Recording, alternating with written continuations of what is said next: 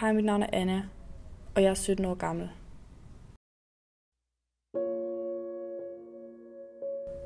Jeg kan ikke sove. Jeg har svært ved at finde roen. Roen til at sove. Roen til at være mig selv. Jeg skal være frisk. Jeg skal se godt ud.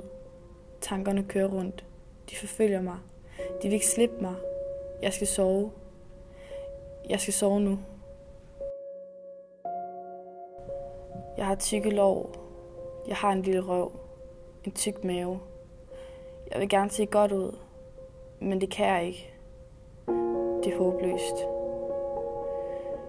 Tøjet sidder grimt. Det er for løst, for stort, for stramt. Det passer aldrig sammen. Jeg går altid i det samme, for intet klæder mig. Det er kedeligt. Jeg prøver at se det positive, men der er intet. Intet passer til mig.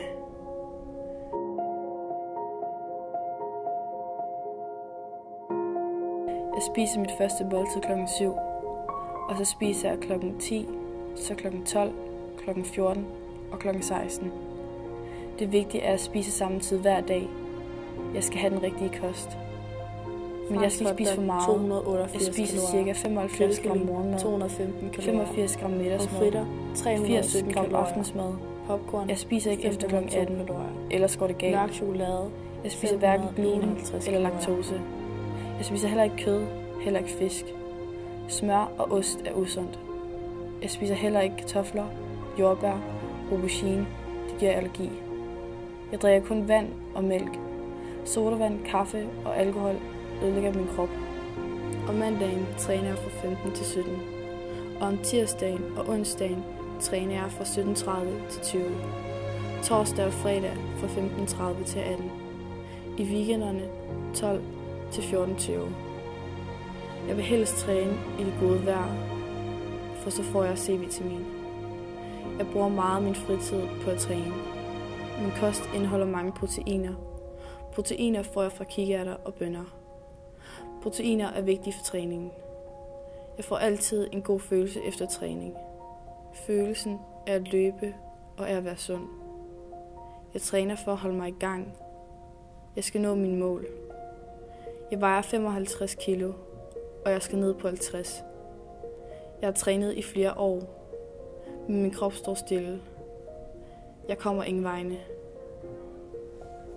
De fleste har 4 A-fag, men jeg har 6 A-fag.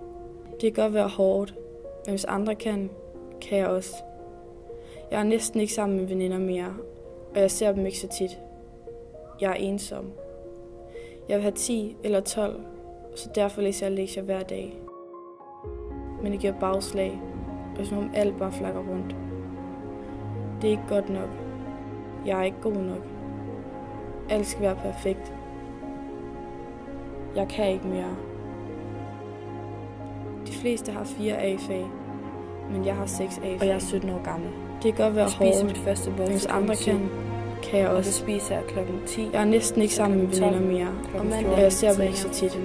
De fleste har 4 A-fag. Og onsdag jeg har 10 eller 12. Det kan godt være hårdt. Mit navn er Anna.